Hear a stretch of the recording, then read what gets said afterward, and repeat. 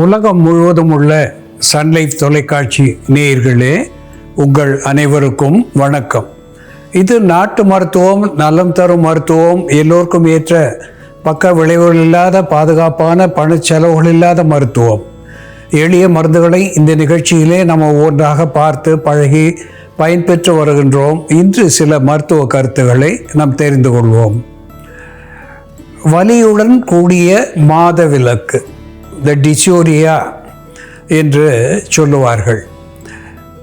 அந்த 3 நாட்கள் மாதற்கு மிக வேதனை தரக்கூடிய இடுப்பு வலி, அடிவயிறு வலி, மயக்கம், பசியின்மை, இப்படி பல்வேறு தொல்லைகளை அவர்களுக்கு ஏற்படுத்துவது உண்டு.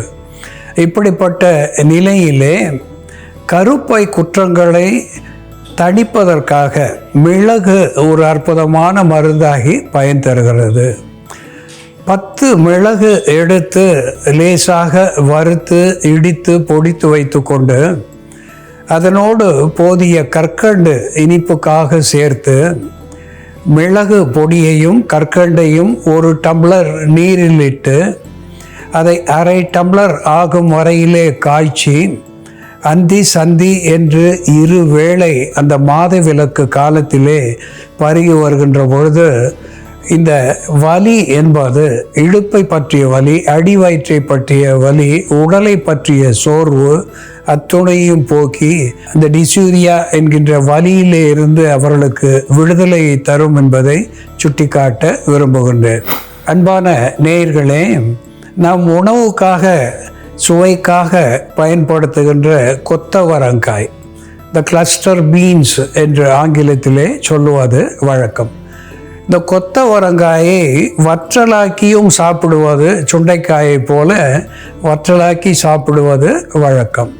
உலர்ந்த கொத்தவரங்காயை சூர்ணித்து வைத்து கொண்டு அதற்கு இணையாக வெந்தயம், ஃபெனுக்ரீக் என்று சொல்லக்கூடிய நாம் சமையலுக்கு பயன்படுத்தக்கூடிய வெந்தயத்தை லேசாக வறுத்து பொடித்து எடுத்துக்கொண்டு கொத்தவரங்காய் சூரணத்தோடு சம அளவு வெந்தய பொடியும் சேர்த்து ஒன்றாக உறவாடும்படி கலந்து எடுத்து 1 தேக்கரண்டி அளவு காலை மாலை மோரோடோ சுடுநீரோடோ பாலோடோ பருகுகின்ற பொழுது இது ஒரு ஆன்டி ஆக்சிடென்ட் என்கின்ற வகையிலே ஆரம்பகால புற்றுநோயை தடுத்து நிறுத்தக்கூடிய வல்லமையுடைய ஒரு மருந்தாகி நமக்கு பயன் தருகிறது. புற்று வளராமல் பார்த்து கொள்ளக்கூடிய ஒரு புற்றுக்கு தடுப்பு மருந்தாக கொத்தவரங்காயும் வெந்தயமும் விளங்கும் என்பதிலே ஐயமில்லை.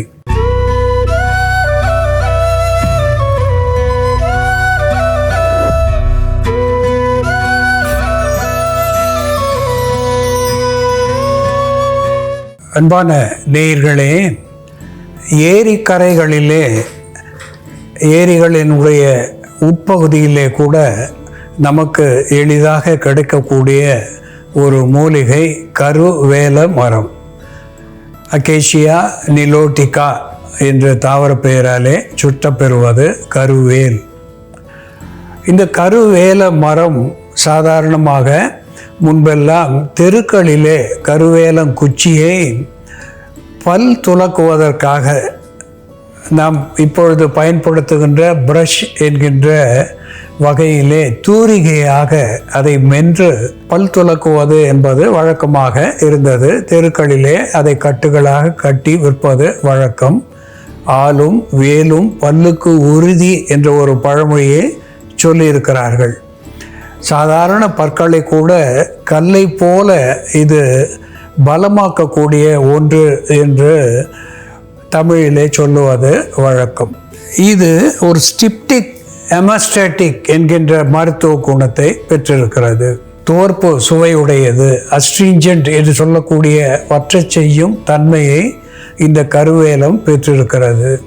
இது ஒரு anti bacterial, anti fungal, anti microbial என்கின்ற மருத்துவ குணத்தை பெற்றிருப்பதனாலே இதை பல் துலக்குவதனாலே பற்களினுடைய இடையே இருக்கின்ற பாக்டீரியாஸ் என்கின்ற கிருமிகளை வெளியேற்றி ஈறுகளுக்கும் பற்களுக்கும் நலம் தருவது மட்டுமல்லாமல் இதனுடைய பட்டையை நாம் தீநீராக பயன்படுத்துகின்ற பொழுது வயிற்றுப்போக்கை அது தடுக்கக்கூடியதாக விளங்குகிறது.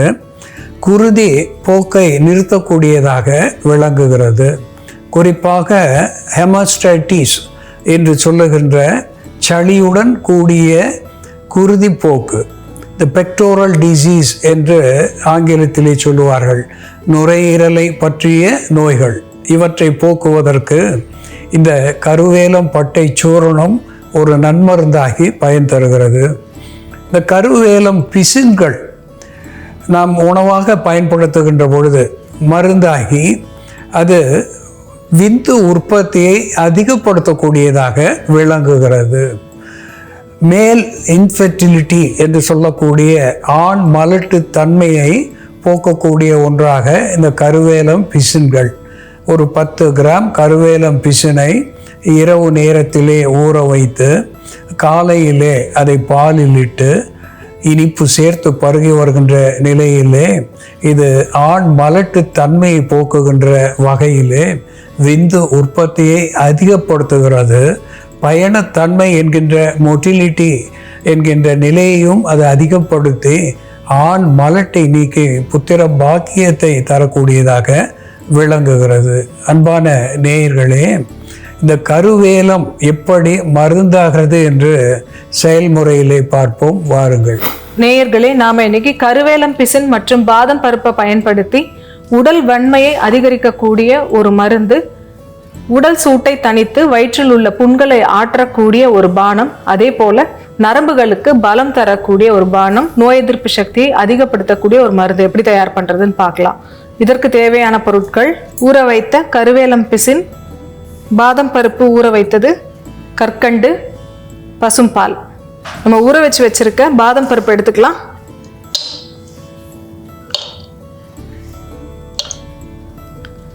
இதோட கருவேலம் பிசின் நாட்டு மருந்து கடையில் கிடைக்கும். இதையும் நம்ம ஏற்கனவே தண்ணி விட்டு ஊற வச்சிருக்கோம். இந்த பிசினையும் எடுத்துக்கலாம், அந்த ஊற வச்ச தண்ணியும் அதுலேயே விட்டுக்கலாம்.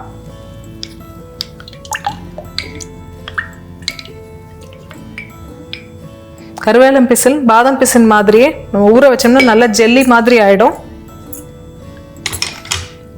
இதோட கற்கண்டு பொடி சேர்த்துக்கலாம். கற்கண்டு சேர்த்து அரைச்சிடலாம்.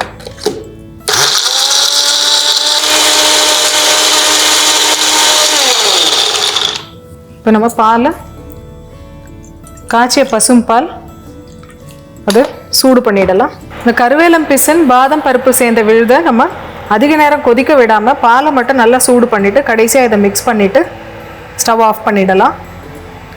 நம்ம பாதம் பருப்பை ஊற வச்சு வயிற்று புண்களை ஆற்றக்கூடிய மருந்தாக பயன்படுத்தலாம். அல்சரை குணப்படுத்தக்கூடிய மருந்தாக பாதம் பருப்பு ஒரு 5-6 பாதம் பருப்பு இரவு நேரமே கொஞ்சம் அரிசி சேர்த்து ஊற வச்சிடணும். பச்சரிசியோ அல்லது புழுங்கல் அரிசியோ சேர்த்து ஊற வச்சுட்டு இவை இரண்டையும் தேங்காவோடு சேர்த்து அரைச்சி பிழிஞ்சி பால் எடுத்துடணும்.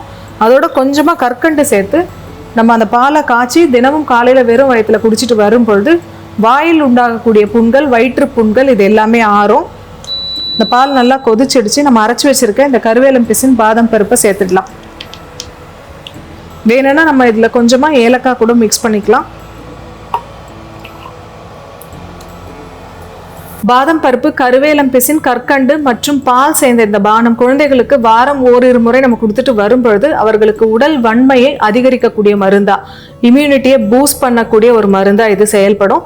40 வயதிற்கு மேற்பட்ட பெண்கள் வாரம் 2 முறை இதை பருகிட்டு வரும்பொழுது அவர்களுக்கு ஏற்படக்கூடிய விட்டமின் டி டெஃபிஷியன்சியை சமன்படுத்தக்கூடிய மருந்தாகவும் மூட்டு தேய்மானத்தை தடுக்கக்கூடிய மருந்தாகவும் இருக்கும். அதே போல வயிற்று புண்கள் உடையவர்கள் தொடர்ந்து எடுத்துட்டு வரும்பொழுது இது அல்சரை குணப்படுத்தக்கூடிய மருந்தாகவும் உடல் வெப்பத்தை தணிக்கக்கூடிய மருந்தாகவும் செயல்படும். அன்பான நேயர்களே, கருவேலம் பட்டைக்கு தந்தம் இருவும் தனிச்சூத புண் ஆறும் வந்த சுரம் பித்தம் மடியும் காண் என்று அகத்தியர் குணப்பாட நூலிலே மருத்துவ பயனை சொல்லியிருக்கின்றார். தந்தம் இறுகும், அதாவது பல்லை கல் போல பலமாக ஆக்கக்கூடிய ஒன்றாக, பற்களுக்கு ஆரோக்கியம் தரக்கூடியதாக இந்த கருவேலம் பட்டையினுடைய பொடியினாலே பல் துலக்குவதனாலே நமக்கு பற்களுக்கு ஆரோக்கியம் கிடைக்கிறது என்று குறிப்பிடப்பெறுகிறது. தந்தம் இருகும் தனிச்சூத புண்ணாரும். சூதம் என்று சொல்லுகின்ற பொழுது மெர்க்குரி என்று ஆங்கிலத்திலே சொல்லுவது வழக்கம். பாதரசம் பொதுவாக ரச வேக்காடு என்று சொல்லுவார்கள். இந்த ரசத்தை எப்படியாகிலும் நம்முடைய உடலிலே புகுகின்ற பொழுது அதனுடைய புகைப்பட்டால் கூட புண்ணாகி போகும். அந்த புண்ணை ஆற்றக்கூடிய வல்லமை இந்த கருவேலம் இலைக்கு கொழுந்துக்கு உண்டு. இந்த கொழுந்தை தீநீராக நாம் பருகுகின்ற பொழுது, கருவேலம் பட்டையை நாம் தீநீராக பருகுகின்ற பொழுது இரண்டினாலேயும் இந்த சூதம் என்கின்ற பாதரசத்தினாலே ஏற்பட்ட புண்களை ஆற்றக்கூடியதாக இது திகழ்கிறது. அதோடு கூட ஜுரம் என்று சொல்லுகின்ற காய்ச்சலை தணிக்கின்ற ஒன்றாக இது விளங்குகிறது. மேலும் பித்தத்தை போக்கக்கூடியதாக விளங்குகிறது. ஒரு ஹெப்பாட்டோ ப்ரொடெக்டிவ் என்கின்ற வகையிலே எப்படி கீழ்காய் நெல்லி மஞ்சள் காமாலைக்கு மருந்தாகி கல்லீரல் மண்ணீரலுக்கு பலம் தருகிறதோ அதுபோல இந்த கருவேல மரத்தினுடைய இலைகளும் கல்லீரல் மண்ணீரல்களுக்கு பலம் தருவதாக விளங்குகிறது. இந்த இலையை தீநீராக நாம் பருகுகின்ற பொழுது இருமல், சளி இவற்றை போக்கி நுரையீரலுக்கு பலம் தருகிறது.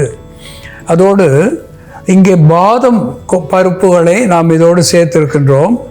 10 பாதம் பருப்பை நீரிலிட்டு ஊற வைத்து அதோடு ஒரு நெல்லிக்காய் அளவுக்கு கருவேலம் பிசினை, இவை இரண்டும் மருந்து கடைகளிலே கிடைக்கக்கூடிய ஒன்று. கருவேலம் பிசினை தனியாக ஊற வைத்து 10 பாதம் பருப்புகளை தனியாக ஊற வைத்து காலையிலே எடுத்து பாதம் பருப்பினுடைய தோலை எடுத்துவிட்டு ஊறிய கருவேலம் பிசினை அதனோடு சேர்த்து மிக்சியிலிட்டு அரைத்து பாலும் கற்கண்டும் சேர்த்து அன்றாடம் காலையிலே வெறும் வயிற்றிலே பருகி வருகின்ற பொழுது ஒரு ஸ்பெர்மட்டோஜெனிக் என்கின்ற வகையிலே ஆண்களுடைய விந்தினுடைய அளவை அதிகரிக்கக்கூடியதாகவும் அதனுடைய பயணத்தன்மை என்கின்ற மொட்டிலிட்டி அதை அதிகப்படுத்தக்கூடியதாகவும் விளங்கி ஆண் மலட்டை போக்கக்கூடிய ஒன்றாக இது திகழ்கிறது.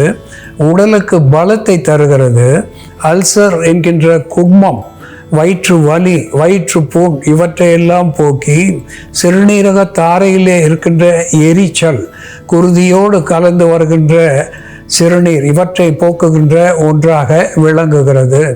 ஹெமப்டீசிஸ் என்று சொல்லக்கூடிய நுரையீரலிலே இரத்த கசிவு ஏற்பட்டு சளி வருகின்ற பொழுது குருதி கலந்து வருகின்ற நிலையை மாற்றி நுரையீரலுக்கு பலத்தை தரக்கூடியதாக விளங்குகிறது. இப்படி கருவேல மரம் நமக்கு ஒரு அருமருந்தாகி பயன் தருகிறது என்பதை மறத்தல் ஆகாது. அன்பான நேயர்களே, அகேஷியா நிலோட்டிகா என்று தாவர பெயராலே சுட்டப்பெறுகின்ற கருவேலம் எப்படி மருந்தாகிறது என்று நாம் பார்த்து தெரிந்து கொண்டோம். இது போல வேறு ஒரு மருத்துவ குறிப்போடு நாம் மீண்டும் சந்திப்போம். நன்றி, வணக்கம்.